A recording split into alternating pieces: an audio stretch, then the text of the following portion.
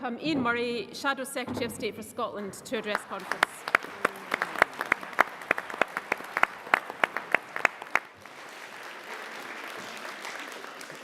Well, thank you very much indeed, Conference. But if anybody asks you this weekend, we're all at a work event. What a pleasure it is to be back together again. When I introduced myself at the UK Labour Conference in 2015 as Ian Murray MP from the independent Socialist Republic of Edinburgh South, I got condemnation from the Nationalists for wanting my own constituency to be independent but not Scotland, lauded for using socialist, and slated by monarchists for claiming it as a republic. So this afternoon, I'm just Ian Murray, Member of Parliament for the Scottish Labour constituency of Edinburgh South.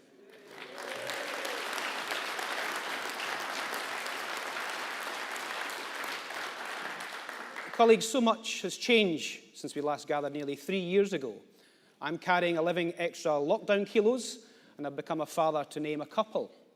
But there's one thing that hasn't changed.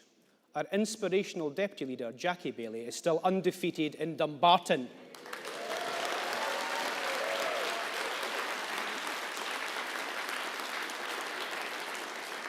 The SNP threw everything at her, but there's no stopping Jackie. Conference again, let's show our love for our incredible deputy leader and my friend, Jackie Baillie.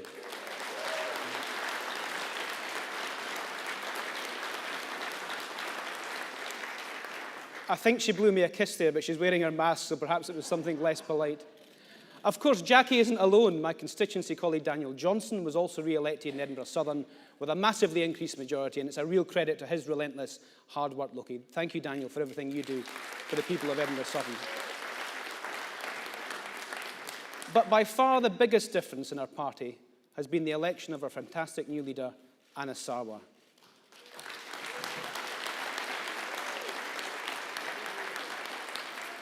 I've known Anas for an incredibly long time, so I wasn't surprised at all when he lit up the Scottish Parliament election with his energy, enthusiasm, relentless optimism and ability. But Conference, he has split opinion. Can he dance? Was his boogie to Uptown Funk with those burlesque dancers of Livingston more Theresa May than Shakira? Of course, one of Anas's predecessors ended up on I'm a Celebrity. I guess he must just have passed his audition for Strictly. But joking aside, not a day goes past where someone doesn't come up to me and remark on what an incredible job he's doing, and they are right. Thank you, Anas.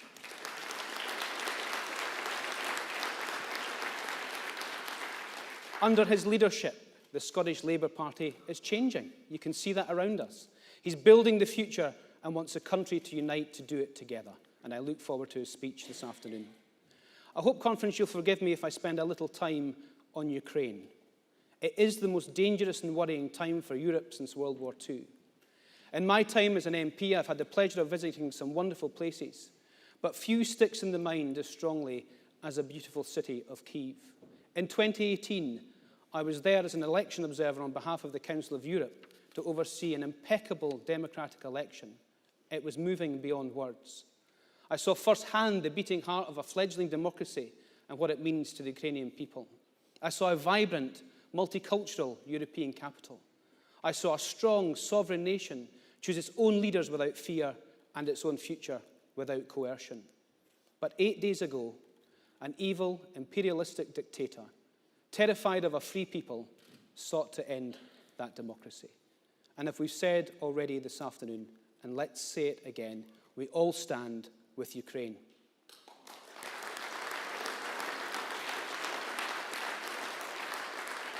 That solidarity across the world has galvanized and bolstered the Ukrainian people. Putin underestimated their resolve. He underestimated the indescribable bravery and valor of President Zelensky. He underestimated the Russian people who have come out in protest despite knowing the consequences of their dissent. And he underestimated the common purpose and determination of democratic countries all over the world. For too long, the world has stood idly by while Putin murdered his opponents and made demands through the barrel of a gun. But no more. We support the government and our international partners in their actions against Putin's regime and in support of the Ukrainian people. And we reaffirm, as a Labour Party and movement, our unshakable commitment to NATO, an alliance of peace that was created and shaped by the post-war Attlee government. Conference, as we've already heard, journalists face some much criticism, some of it deserved. But I'm amazed at the breadth of brilliant Ukraine coverage from the UK TV networks. Our news crews are the best in the world. Nobody comes close to their storytelling skills, compassion, and of course bravery. They are risking their lives to shine a light on the crimes being committed. In fact, more than 10 million people in Russia this week have tuned into BBC News. That's more than treble that tuned in the week before the invasion. Millions of Russians, lied to by their own state TV, tuning into the BBC for free, fair, and impartial reporting. And yet some still attack our broadcasters. Nadine Dorries has threatened the funding of the BBC. And of course, who could forget the protests outside BBC headquarters in 2014? There's only one person who wants to see the end of the BBC right now, and it's Putin. And if that doesn't send a message to the Tories and the SNP, I don't know what will. Conference, we want to see the harshest possible sanctions introduced against this regime, both financial and cultural. That must start by rooting out the influence of Russian oligarchs. Their money has been stolen from the Russian people. But this problem has existed for some time. When I sat on the Foreign Affairs Committee, we released a report back in 2018 into the increasing influence of Russia in our economy. And our party has been warning of the influence of Russian money in the Conservative Party since long before last week's invasion. It's not just London, of course, where we've got to tackle it. It's here in Scotland too. After years of delay, on Monday, the UK government is finally bringing forward the economic crime bill that will tackle dirty money. But as it stands, although the bill will apply retrospectively in England and Wales to 2004, it will only apply from 2014 in Scotland. That means if you've been found to have laundered Russian money in Scotland but had the good fortune to do it before 2014, you'll go untouched. And the bill won't cover reform of Companies House either. That's simply not good enough. So we will introduce amendments in Parliament to backdate the application of this law in Scotland on the same terms as England and Wales and hope the government back it. We won't accept criminals getting away with laundering bureaucratic money just because it takes a bit of work to dig through records. And we'll table an amendment to widen the scope of this legislation so that it includes transparency over companies too.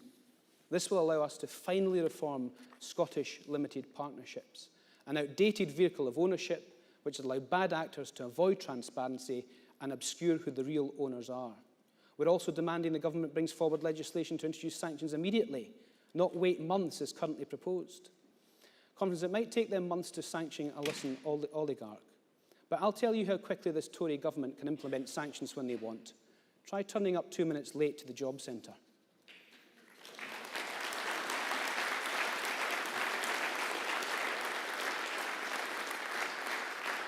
And of course, as we've already heard, we need safe routes for Ukrainian refugees to come here. There's action for the Scottish Government too. While legislation over Scottish limited partnerships is reserved, the enforcement of it lies with the Scottish justice system. Thousands of these partnerships have failed to follow the legal obligations to name a person of significant control and are therefore liable for fines. In fact, and listen to the scale of this, if every one of these partnerships that have failed to meet these rules were prosecuted, it could raise an eye-watering £2 billion in fines alone. And finally, Conference, the Scottish Government must conduct a full audit of the recent ScotWind bidders to make sure none of them are party to Russian money. Scotland's wind must not be used to fund Putin's war. And it's not just financially that the Putin regime must suffer, but culturally too. The people of Russia must see, if they haven't already, that as long as he's in charge, their country will face pariah status in every respect. It was right that the Scottish Football Association made it clear they would not play Russia in any football match, and right that, after some considerable delay, FIFA banned Russia from competing in all competitions. Because the symbolism and soft power of our national game is important. It's important internationally, it's important in Russia, and it's important at home too. Ownership of football clubs is back in the news again with Roman Abramovich at Chelsea. So today, I'm calling again on the Scottish Government to initiate a full fan-led review of Scottish football, including who and how our clubs are owned. Just as our economy shouldn't be run in the interests of a privileged few, our national game shouldn't be either. Conference, in the UK's response over the last week, there's been so much to be proud of. Our people organising collections for Ukraine, our armed forces helping Ukrainians to defend democracy, our businesses waiving fees for Ukrainians and cutting ties with Russia. We have also seen where the government has failed to live up to this spirit. Last weekend, Amazingly, a Tory minister said that the only way Ukrainian refugees could find safe haven here in this country was if they were to pick fruit. This kind of heartlessness does not represent our country, but does epitomise this morally bankrupt Tory government. We are so much more than Boris Johnson, a man who thinks being ambushed by a cake is a legitimate legal defence. It's little wonder, though, when people in Scotland look at the current Prime Minister, that some of them want to leave. We have been awash with stories of families choosing to obey the COVID rules and not say a final farewell to dying relatives, while the Prime Minister was breaking his very own rules, and worse still, lying about it. Swilling down suitcases of the Co-op's finest, and fine it is indeed, while laughing at the public. He should have been handed his P45, but the spineless Tory backbenchers are too busy looking after themselves than looking after the country. The truth is that Boris Johnson and the Tories are not the defenders of the union. In fact, conference, they are the union's biggest threat.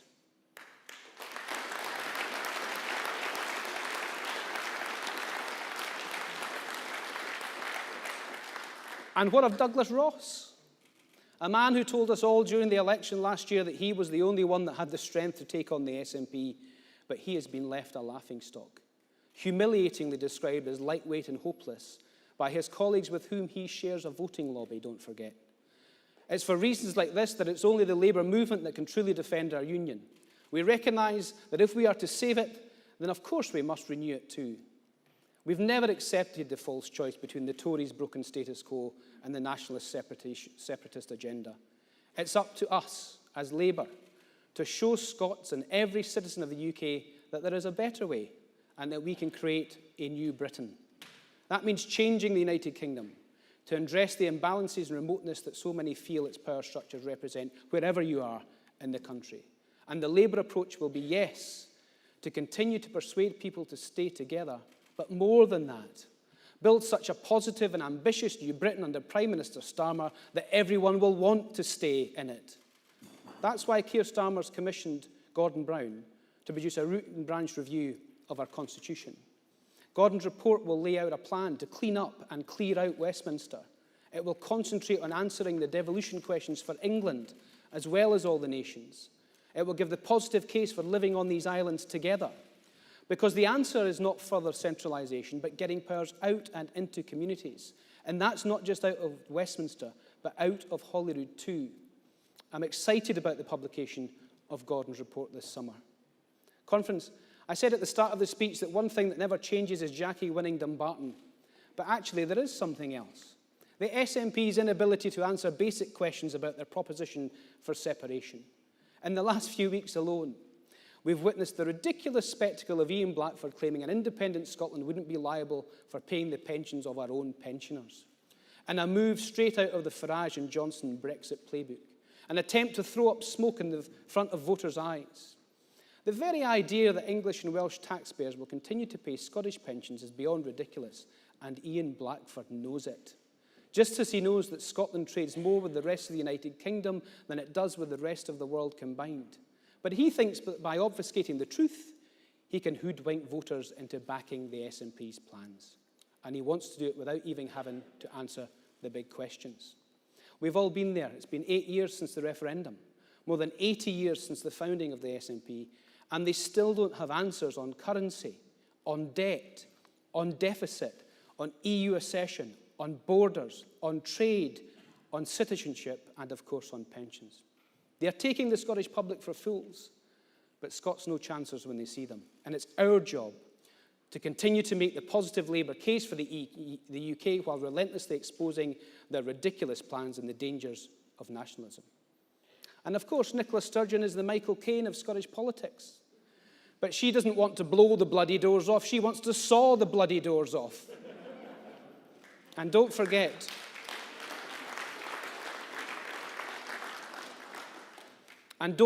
their biggest fear, the nationalists' biggest fear, is a Labour government at Westminster.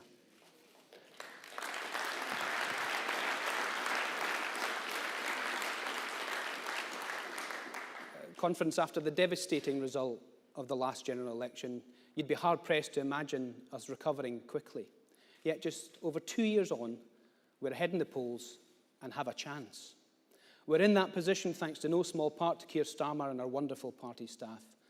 And let's just say a big thank you to every single member of staff who worked tirelessly for the cause, none more so than our wonderful Scottish team in Scotland, and my team, my office team of Eve and Gordon, who I have to say because he wrote this speech. So for the staff, thank you very much indeed.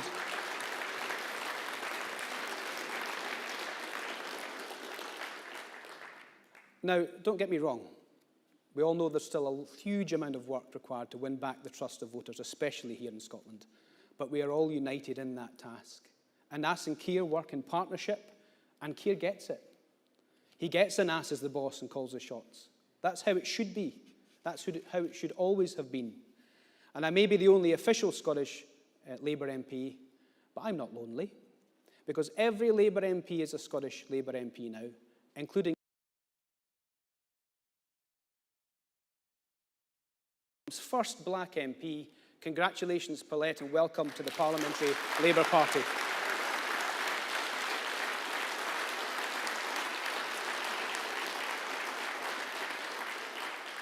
My colleagues' support, dedication to helping and understanding Scotland has changed the entire culture of our party. They now get it too. It's not rocket science, it's simple maths. We need Scottish seats to help rid us of this awful Tory government, and we need a Labour government to show that the UK is a force for good in every part of our country and the world. And if we win, the prize for our communities is enormous, because Labour transformed our country before when we were in power and will be transformative again. So let's celebrate and not trash our record when we were in government before.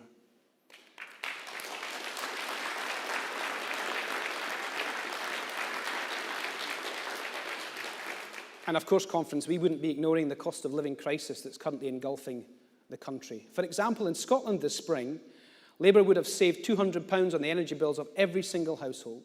And for the 815,000 Scottish households hardest hit, we'd be saving them £600. They are not just numbers. That's the difference between heating and eating for too many in our country. Fully costed and paid for by a windfall tax on the enormous profits of the oil and gas companies. I'm sorry to say, Conference, when we forced a vote on this in Parliament, the SNP and Tories failed to back it. We had an edifying spectacle of SNP MPs defending these excess profits, while Scottish families see their bills skyrocketing. Profits that the CEO of BP called a cash machine. So I say this gently to the CEO of BP. Pop your credit card in that cash machine and give some of those profits back to those that are cold and hungry.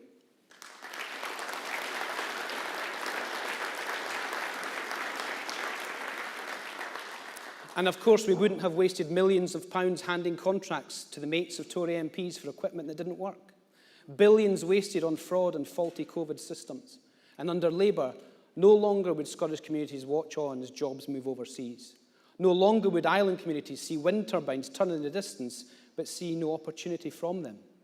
And we would have real action on climate change, not just words, with a £28 billion Green Transformation Fund to tackle the climate crisis. These are just some of the differences Labour would make in power. And that's why I'm optimistic about the future. Because despite the difficulties of the last 2 years and the decade of Tory and SNP misrule, there's a brighter future on the horizon. A future where everyone in our country can fulfil their potential and share in that prosperity. A future where we all play by the same rules with respect. And a future where we stand tall in the world again and are secure. A future where we have a new Britain and a new Scotland, with our best days ahead of us. Conference, as much as Nicola Sturgeon isn't Scotland, Boris Johnson isn't Britain either. And here is what's key. We can do so much more than just oppose him. We can replace him altogether. And with your help, that's exactly what we'll do. Thank you very much indeed.